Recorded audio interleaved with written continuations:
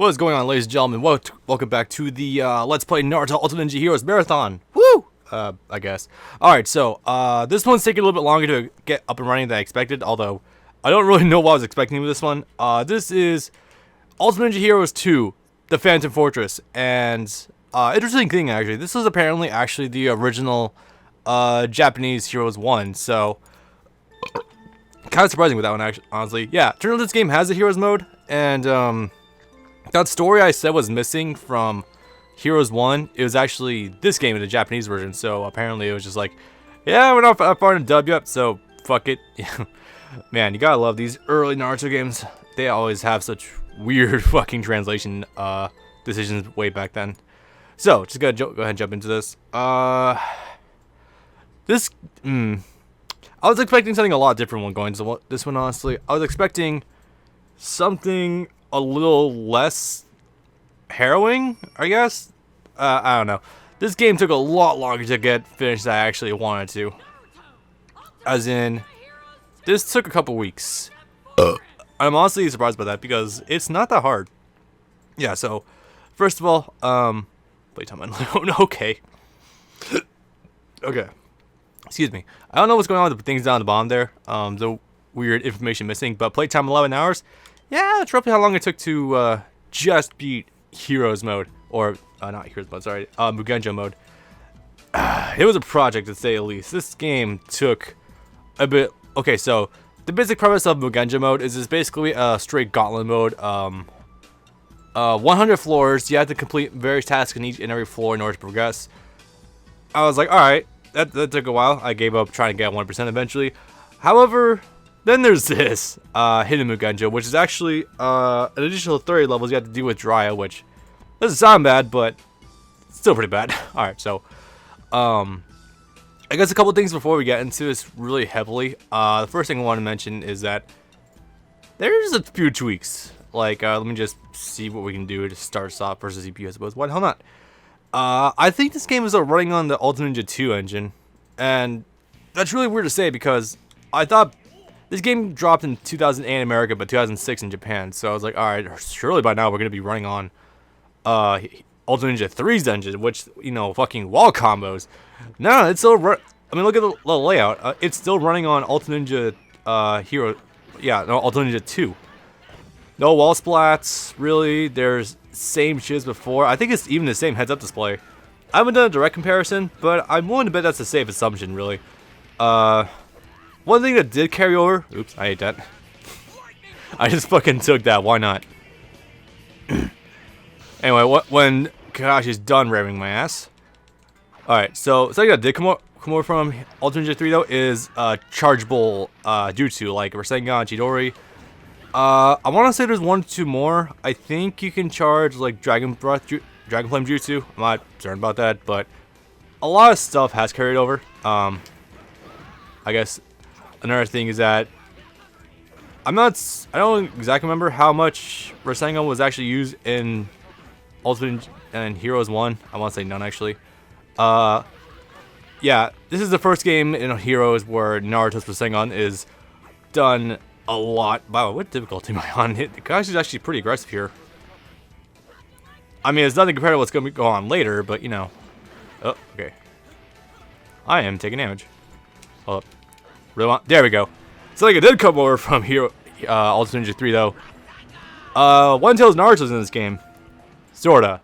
He's in the Ultimate, but then you can't really play as him. He just like, it's weird. He goes One Tails, does the Rasengan, and then downgrades at the end of the Super to regular Nine Tails Chakra Naruto. I'm like, what the fuck is going on with that?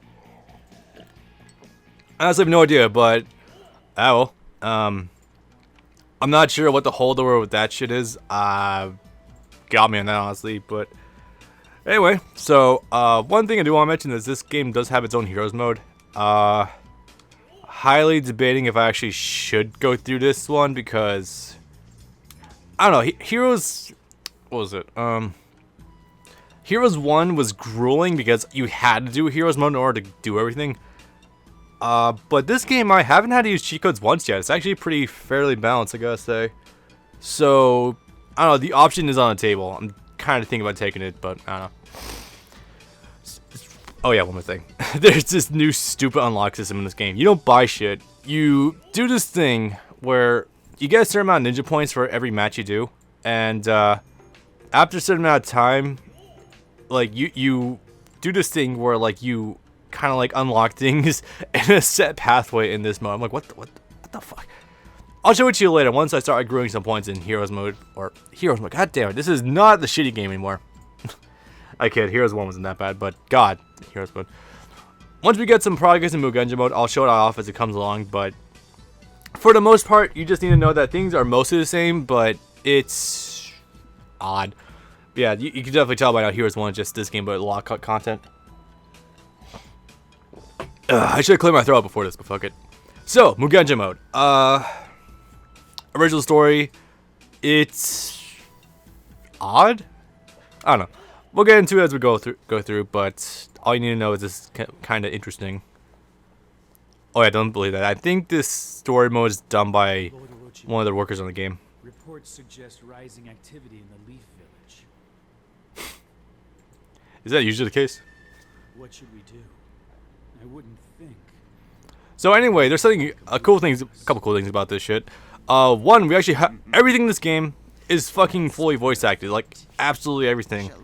I was honestly not expecting that. There's a lot of effort actually put into the voice acting for this game.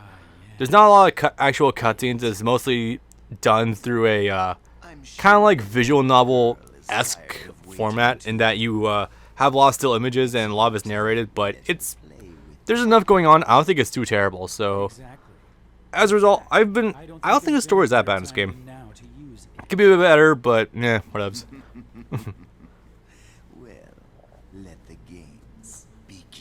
Also, you gotta love how Orochimaru is consistently the villain of like every single one of these original story modes. Like, yep, original story, yeah, whatever. Throw him in there. Although there was that one time in Uzumaki Chronicles 2. God, the game was good. Also, I love how Orochimaru's like, or Kabuto suggests using it, but I'm like, wait, no. Last time we suggested using something about it, we ended up stealing Kakashi's Sharingan and dumb shit ensued. That was dumb. Hidden jutsu. Summoning Mugenjo. Dude, I don't think summoning jutsus are hidden jutsus, but okay.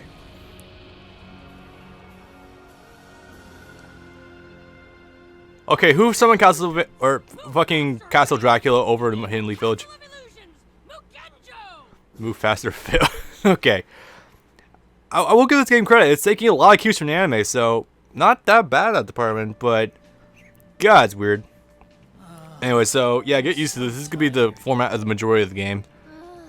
I'm exhausted. It is all voice acted, so it's not awful, but it might get grating for some people. I don't know. Depends on your taste, really. Missions aren't supposed to be fun. Well, I mean, it depends on the missions, really. I really respect. The only thing. I train every day. I know my stamina's never gonna let me down. Well, Naruto, this is a very good reason you actually have a shit ton of stamina. In fact, Kakashi's like, yeah, 9 till his chakras do that shit to you. Sakura's dissing him. He doesn't even know it. Well, I mean, Naruto receives one praise from Sakura. All of a sudden, everything's hunky-dory in the world. Okay. Like picking out on some Ichiraku ramen. Is that not his default option? Oh yeah, so some fun shits recently come from the Boruto anime. Apparently, Hinata is actually really into ramen. That is actually kind of new. I was not expecting that. Yeah, I haven't been watching the Boruto anime. I just stick to the manga, honestly. I don't... Well, I've never watched the Shippuden anime in fucking years anyway, so I don't care that much, but... yeah. Oh, yep, Castle Dracula is kind of sitting over the Hidden Leaf Village. Actually, you know what? I bet you that's where the idea came from. Lady Tsunade, we've had a report that an additional 50 people have fainted and collapsed. Is that hard to figure out? This is bad. So one of the things that I kind of questioned about this game is... Okay, I'm not really sure how to... like, I don't know how much of this I actually want to spoil. But basically, the Mugenjo Castle, when it's sitting over a village, it will slowly sap out the strength of everyone in the village. Like, it's trying to sort of imply it's sapping chakra from everyone, but it doesn't say it outright. It's like, it absorbs everyone's stamina.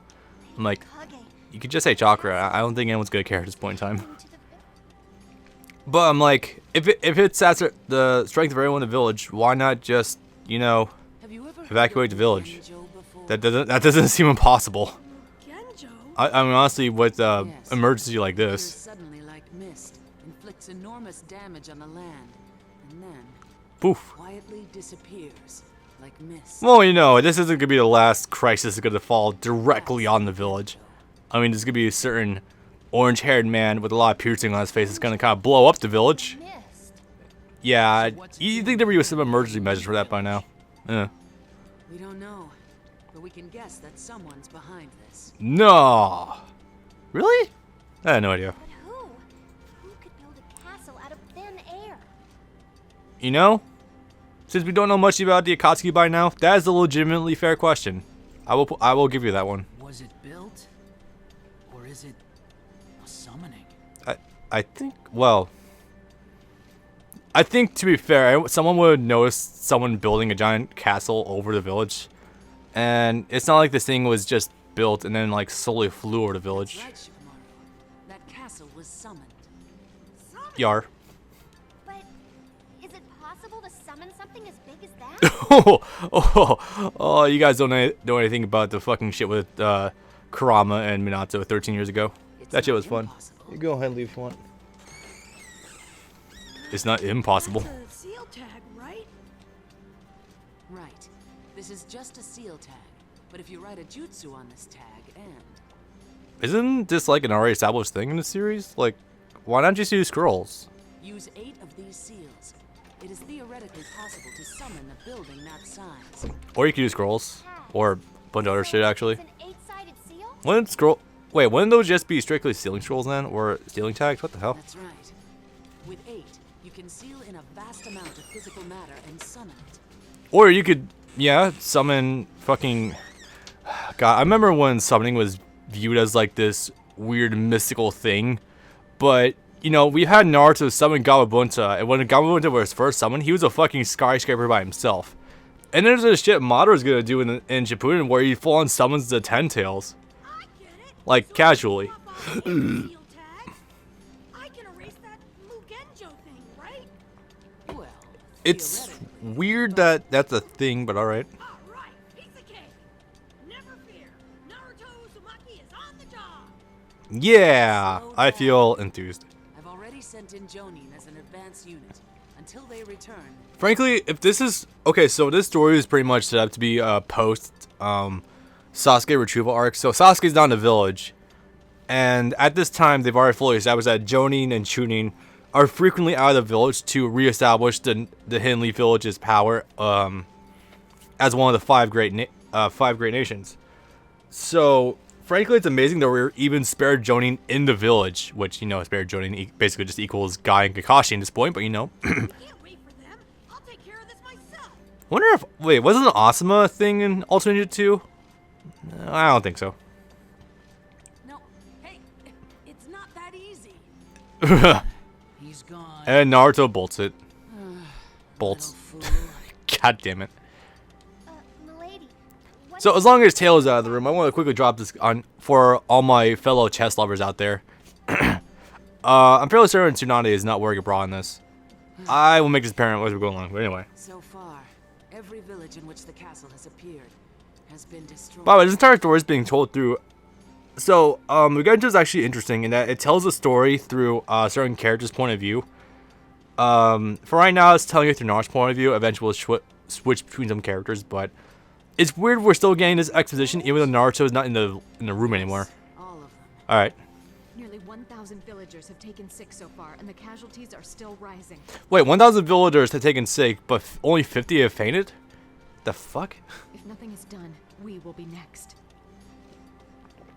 Well, I mean, maybe. Something terrible has set its sights on the Hidden Leaf Village. I mean, you're not wrong. You could probably hazard a guess as to who it could be at this point, seriously. Yeah, so I really like the weird Adobe After Effects kind of cutscenes we have going on here. It's kind of neat. At least I think so. Here I go. Yeah. Hinata, what are you doing here? Man. Retrospectively, I still enjoy this very much. I heard this castle is dangerous. Shouldn't you stay away from here? Should. Yeah. Akamaru went into the castle, and so Kiba went in after him. Oh, Akamaru's god is even more reckless than Naruto. That's actually pretty impressive. I'm worried. What? That idiot went in there all alone? But then I guess I'm not one to... Naruto's becoming self-aware. It's so good. Okay, I'm going in. I'll find Kiba and bring him back. Yeah. You better wait right here, Hinata. That's actually probably a bad idea. You'd think that, like, traveling as a unit would actually be a better idea, but okay. Anyway, so, floor 1. Okay, first I have to confirm something. Yep, okay, I thought so. So, I have something to confess to you guys. Okay, so, this story mode right now, what I'm doing, this is New Game Plus, basically. So, I completed the game the first time, and it was like, hey, you can do New Game Plus. This will basically mean that you'll have access to everyone in the fucking game at any given time. Well, of course, it means that just, like, you only have access to the characters you originally were not able to use. Now, in the strict interest of fairness, I will not actually be using any of these characters at all. I'm actually dead serious about that. I will not be using Jiraiya because he has his own separate story. We'll use Heroes then. Tonight will be used in the next mode. When he is the next mode, we'll use Orochimaru. We'll use Kabuto, Itachi, or Kisame. I'm not gonna do it. I'm dead serious about that. I'm actually gonna do it. Also, they're all in reserves anyway, so I can't select them anyway. So yeah, the reason for this is because I will, despite how gruelingly long the Mugenjo mode is, and it really is, it has never once forced me to actually look into using cheat codes. It's actually been pretty fair and consistent throughout, so it's because this game plays honorably and I play honorably, I am not going to use any of the bullshit characters. I'm going to use only what the game gives me at its current time. Fair? Fair. Okay. I mean, it kind of makes up for the dumb shit Heroes 1 did, so, you know, just be fair. Anyway, let's jump into this bitch. See what we got. I'll explain more of Mugenjo as we go along. Where am I? What a creepy place. This, you know, despite the fact that we're going to see this room hundreds of times to come, I still think this is a really well-designed room in terms of conveying how creepy this place actually is. Now I'm joking, this place is basically a giant haunted castle. Just the wind, huh? Don't spook me like that. Yeah, in concept, the Mugenjo is actually really cool. I have to give it props for that. I won't forgive you. Yeah, but here we go. Who's there now? I'll never forgive you. Never. Yeah, it starts off as an actual haunted mansion. It's actually kind of cool. Lord Naruto Uzumaki, command you. Lord Naruto Uzumaki.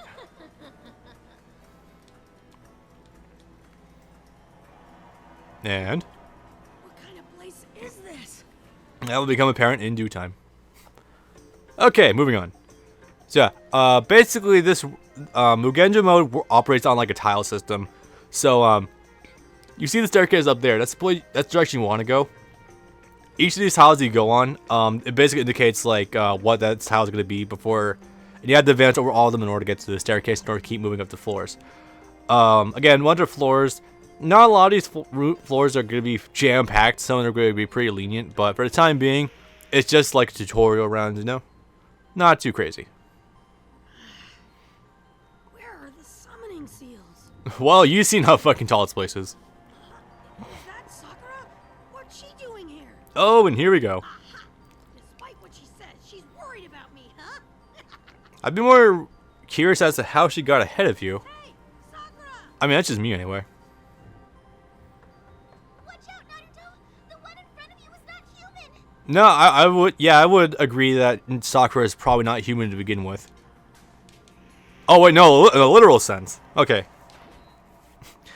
So yeah, this is where it's a damn good thing Hinata actually came with Naruto. Also, don't keep my bullshit. Yeah, I still got my fucking stats. All right, oh man.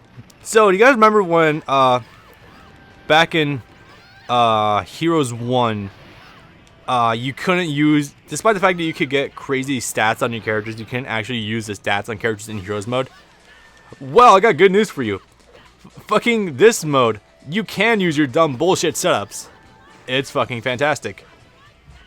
Anyway, I just gotta rip this really fast. I think that move's called Crimson Rasengan in, either Crimson or Vermilion Rasengan in, Storm 1. I don't know. It was one of those things, but I guess it's kind of neat. We finally give it a name, but yeah. 20 hero points. Yeah, for doing scripted events, you'll get a lot more hero points than you usually do with these battles, but yeah. She vanished? Yep. Are you alright, Naruto? Well, it's about as good as it comes in terms of fighting a ghost version of your allies. Yeah, but what was that? I don't know, but she looked strange, so I examined her with my Byakugan. And this is why it's good to marry Hyugas. She didn't have any chakra at all. No chakra at all? What does that mean? Well, basically, it Probably that means she what was you'd probably think. Most likely an illusion or something. Yep. An illusion? This is one crazy castle. It's strange that illusions can actually physically fight you despite the fact that they have no chakra. It's frightening. That's odd. By the way, what are you doing here? Haha. Did I tell you to wait by the entrance? Yeah, about that. Well, I was worried about you. She's so good. Look at that. She's genuinely fucking concerned about Naruto. Nothing. Oh well. She's too pure for this world. Can't leave you alone in a dangerous place like this. Hey, Well, Naruto, I mean, do you want to come with me? yes. Do it. Now she's all gung ho. Weird. Also, you gotta respect how quickly Hinata actually jumped on that offer. I mean, I think so anyway.